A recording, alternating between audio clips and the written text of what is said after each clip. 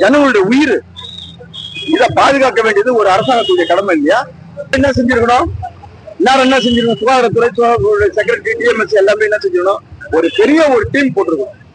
அது சம்பந்தமான வல்லுநர்கள் கொண்ட ஒரு குழுவை அமைச்சு எல்லா மருந்துகளையும் இருக்கிற மருந்தெல்லாம் செக் பண்ணிருக்கணும். எல்லாத்தையும் விற்பனைக்கு தடை விதிச்சிருக்கணும். டூப்ளிகேட் மருந்து இருந்ததுதான். ஏன் அதை நீங்க செய்யல?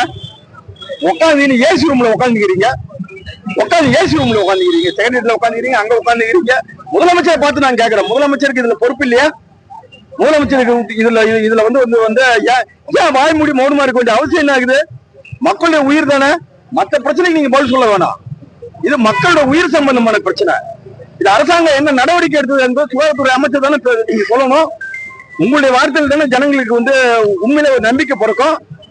ஏன் இப்படி இருக்கிறீங்க? இருக்க வேண்டிய அவசியம் என்ன? முதலமைச்சருக்கு ஒரு கடமை இல்லையா? இந்த அரசுக்கு ஒரு கடமை இல்லையா? மக்களுடைய பயத்தை போக்க வேண்டியது அரசாங்கத்துடைய கடமை இல்லையா?